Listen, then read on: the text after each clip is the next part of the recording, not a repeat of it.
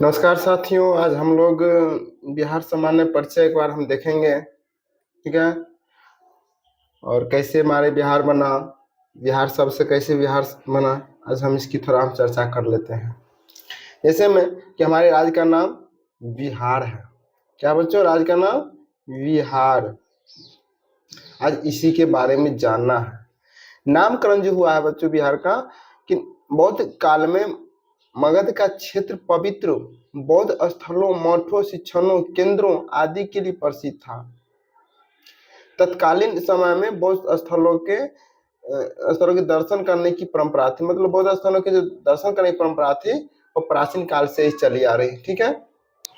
देखिए, इसमें जो पवित्र बौद्ध स्थलों की दर्शन यात्रा तीर्थ को विहार कहा जाता था। जो बौद्ध स्थल जो होते थे उसके दर्शन यात्रा जो करते थे, मतलब घूमने के लिए जाते थे, दर्शन करने के लिए जाते थे, उसे विहार कहा जाता था। विहार मतलब वह हर्षिकार है, विहार कहा जाता था। बौद्ध काल से ही पूर्व जैन कालीन बिहार में भी विहार करने की प्रथा थी। बौद्ध काल से पूर्व जैन कालीन बिहार में भी विहार करने की प्रथा। विहार मतलब विहार करने की प्रथा मतलब कि ये घूमने जाना, सैर करने जाना की प्रथा थी। तो 24वें तीर्थक महावीर ने मगध, वैशाली, अंग, विदेह के चैतन्यों का विहार किया था। इसको याद रखिएगा। जो हमारे 24वें तीर्थक महावीर जो थे, 24वें तीर्थक महावीर का भी बहुत क्वेश्चन पूछ देते हैं, बहुत पैसा पूछे जाते हैं। तो 24वें तीर्थक महावीर ने मगध, वैशाली, अंग, विदेह के चैतालियों का विहार किया था। मतलब घूमने सैर करने गया था। तो तत्कालीन जैन श्रावक इन क्षेत्रों में विहार करते थे। विहार करने की प्रथा जो है, विहार करने की प्रथा बौद्ध काल में भी बनी रही। अगर दर्शन विचार करने प्रथा बौद्ध काल में भी बनी रही। बौद्ध काल कब होगा बच्चों? ये महात्मा बुद्ध के जन्म के बाद बौद्ध कालीन कहलाता है।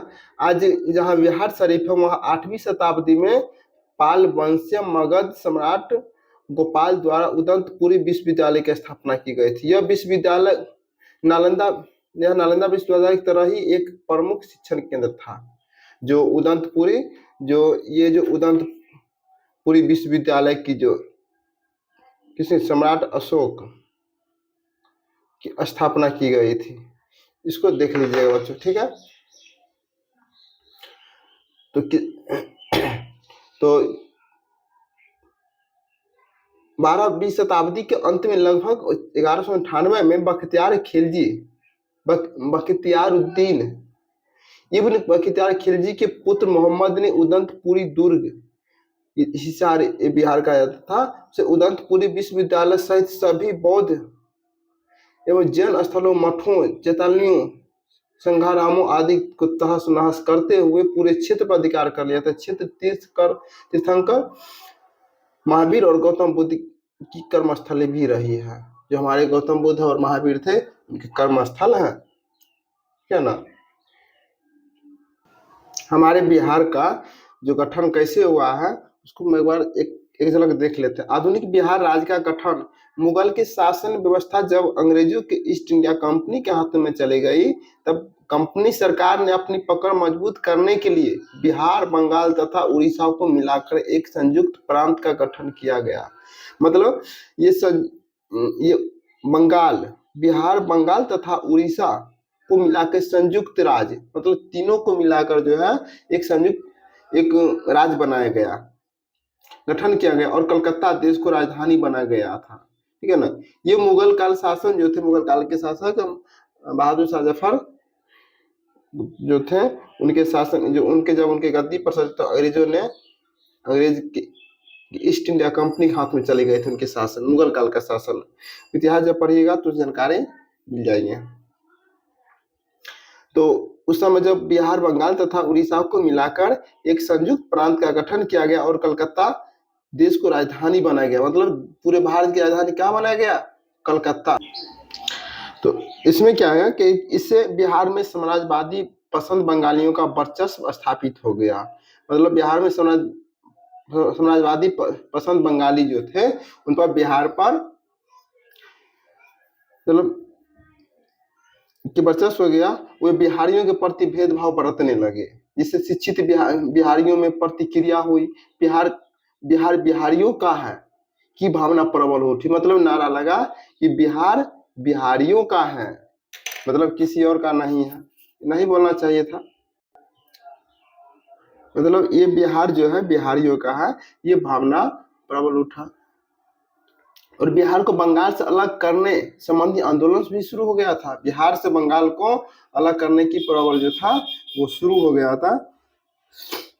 दूसरे बंगाल को चल रहे क्रांतिकारी गतिविधियों और स्वदेशी आंदोलन के कारण अंग्रेजों को आर्थिक नुकसान भी उठाना पड़ रहा था। क्या था, अंग्रेजों के आर्थिक जो नुकसान होता था उठाना पड़ रहा था।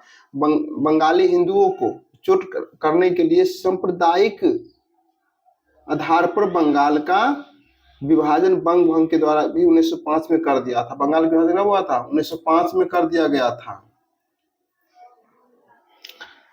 और बंगाली हिंदू क्रांतिकारियों को सबक सिखाने के लिए अंग्रेजों ने बिहार बंगाल विभाजन के लिए इस संबंध में विचार विमर्श शुरू कर दिया कि बंगाली क्रांतिकारियों के प्रभाव से चल रहे बिहार में क्रांतिकारी गतिविधियों और स्वदेशी भावना पर अंग्रेज जो थे, अंग्रेज लिखते हैं, अंग्रेज जो थे अंकुश करना चाहते थे।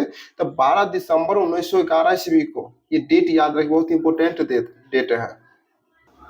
12 दिसंबर 1911 ईस्वी को जो है इंग्लैंड के सम्राट जॉर्ज पंचम का, जो इंग्लैंड के सम्राट थे जॉर्ज पंचम का शाही दरबार में दिल्ली में आयोजित हुआ। इस शाही दरबार में बिहार उड़ीसा सहित प्रांत बनाने की घोषणा कर दी। मतलब बिहार को जो है उड़ीसा और बिहार सहित जो है एक प्रांत यानी कि एक राज्य बनाने की घोषणा कर दिया था। कब किया था? 22 मार्च 1912 ईस्वी को बिहार उड़ीसा सहित प्रांत गठित करने संबंधी विधिवत घोषणा अधिसूचना जारी कर की गई। इसलिए 22 मार्च को बिहार राज्य का स्थापना दिवस बिहार दिवस के रूप में मनाया जाता है। ये जो 22 मार्च है आप देख रहे हैं, हमारे बिहार के स्थापना दिवस कब मनाया जाता है? 22 मार्च को मनाया जाता है, ठीक है ना? क्योंकि उस दिन ही हमारे बिहार की स्थापना हुई थी, 22 मार्च 1912 ईस्वी को। और कौन कौन राज्य थे उस समय? बिहार और उड़ीसा दोनों मिलाकर एक राज्य बना था। उसी दिन से हम लोग उसे बिहार दिवस 22 मार्च को मनाते आ रहे हैं, ठीक है। तो आगे चलते हैं। तो बंगाल बिहार उड़ीसा संयुक्त प्रांत से बंगाल को अलग कर देने के पश्चात बिहार सरकार का सचिवालय ने 1 अप्रैल 1912 से कार्य करना शुरू कर दिया। तब उसके बाद जो बिहार के सचिवालय होते हैं वो 1 अप्रैल 1912 से कार्य करना आरंभ कर दिया था। मतलब बंगाल से जो बिहार उड़ीसा संयुक्त प्रांत से बंगाल को अलग कर देने के पश्चात यानी कि बाद, पश्चात का मतलब बाद, बिहार सरकार का सचिवालय 1 अप्रैल 1912 से कार्य करना शुरू कर दिया, ठीक है। अब आगे चलते हैं। 1 अप्रैल 1936 से बिहार और उड़ीसा दोनों अलग राज्य के रूप में आए। मतलब कुछ दिनों ही बाद, मतलब 1912 में स्थापना हुई बिहार की और 1936 में मारे थे 36 यानी कि 24 साल बाद 1 अप्रैल को 1936 से बिहार और उड़ीसा दोनों अलग राज्य के रूप में गठित हो गए। मतलब बिहार अलग बन गया और उड़ीसा, बिहार तो पहले से बिहार था ही, बिहार से उड़ीसा अलग हो गया। कब? 1 अप्रैल 1936 को। अब उड़ीसा के सरायकेला खरसावां जिले की मई 1948 में बिहार राज्य में सम्मिलित किया गया। तो राज्य पुनर्गठन आयोग अनुशंसा पर 1 नवंबर 1956 को बिहार के 3166 वर्ग किलोमीटर भूमि बंगाल को हस्तांतरित कर देना पड़ा। और वह बंगला भाषी क्षेत्र थे। कारण था, मजबूरी था उसको वापस करना कि वो बंगला भाषा क्षेत्र था वो, जिसके कारण 1 नवंबर 1956 को बिहार के 3163 वर्ग मील भूमि पश्चिम बंगाल को हस्तांतरित कर देना पड़ा। वह बंगला भाषी क्षेत्र के थे, ठीक है। तो आगे चलते हैं।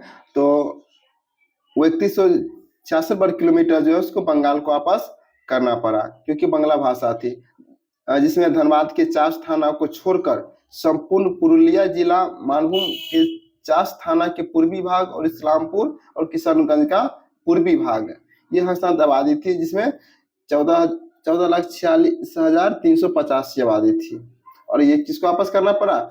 बंगाल को। ठीक है, उसके बाद क्या हुआ कि फिर 15 नवंबर 2000 ईस्वी को दक्षिण बिहार के 79,714 वर्ग किलोमीटर पर अपना अलग झारखंड राज्य निर्माण कर दिया। इस तरह 15 नवंबर 2000 ईस्वी से बिहार का वर्तमान स्वरूप है। मतलब बिहार, बंगाल, उड़ीसा शुरू में वह एक राज्य था। उसके बाद फिर बंटवारा हो गया। 1 अप्रैल 1936 को बिहार से उड़ीसा अलग हो गया।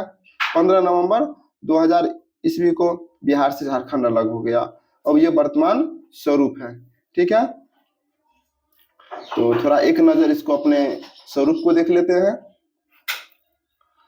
अवस्थित है भारत के उत्तर पूर्वी भाग के निम्न और मध्य गंगा बेसिन में अवस्थित है। देखिए बिहार, भारत के नक्शा में अगर बिहार को देखा जाए तो ये भारत के उत्तरी पूर्वी भाग के निम्न और मध्य गंगा बेसिन, मतलब हमारा बिहार का कहाँ है? मतलब गंगा के मध्य बेसिन में है। गंगा बीचों बीच बहती है, इसलिए मध्य बेसिन कहा जाता है। भौतिक स्थिति जो है और 94 डिग्री 20 इंच 10 सेकंड से 97 डिग्री 31 इंच 15, तो उत्तर अक्षांश तथा 83 डिग्री 19 इंच 50 सेकंड से 88 डिग्री 17 इंच 40 पूर्वी देशांतर तक है। और बिहार की आकार कैसे? आयताकार। ठीक है, और समुद्र तल से ऊंचाई 173 फीट या 53 मीटर कह सकते हैं। जो बिहार का क्षेत्रफल है 94,163 वर्ग किलोमीटर है। 94,163 वर्ग किलोमीटर है। इसमें अगर जोड़ा जाए तो 93.4 लाख हेक्टेयर भारत के कुल भूमि का 2.86% क्षेत्रफल का हिस्सा है। ठीक है, अब आगे बिहार की दृष्टि, क्षेत्रफल की दृष्टि से 13वां स्थान है तेलंगाना राज्य के गठन के बाद। जो बिहार के स्थान है क्षेत्रफल की दृष्टि से 13वां स्थान है। और लंबाई जो है उत्तर से दक्षिण की ओर 345 किलोमीटर, 345 किलोमीटर उत्तर से दक्षिण की ओर। और चौड़ाई जो है बिहार की 483 किलोमीटर पूर्व से पश्चिम की ओर है। ठीक है, अब आते हैं सीमा या चौहद्दी। जानेंगे कि हमारे बिहार की चौहद्दी या सीमा क्या है। तो उत्तर में क्या है बच्चों? नेपाल, दक्षिण में झारखंड, पूरब में पश्चिम बंगाल और पश्चिम में उत्तर प्रदेश। ठीक है, इसको अच्छा से हम याद कर लेंगे। अब आगे चलते हैं, हमारे कुछ प्रतीक हैं, इसको हम प्रतीक को एक बार हम देख लेते हैं। जैसे में है कि राजकीय चिन्ह बोधि वृक्ष है, राजकीय भाषा हिंदी है, द्वितीय राजकीय भाषा उर्दू है। हमारे बिहार की राजकीय पशु बैल है। पक्षी में जाएंगे गौरैया, और राजकीय वृक्ष में जाएगा पीपल, और राजकीय पुष्प गेंदा फूल, और राजकीय मछली में मांगुर। ठीक है, तो आज की क्लास इतना ही, तो इसको थोड़ा अच्छा से देख लीजिएगा। ठीक है, हम अगले बार मिलेंगे। ठीक, थैंक यू।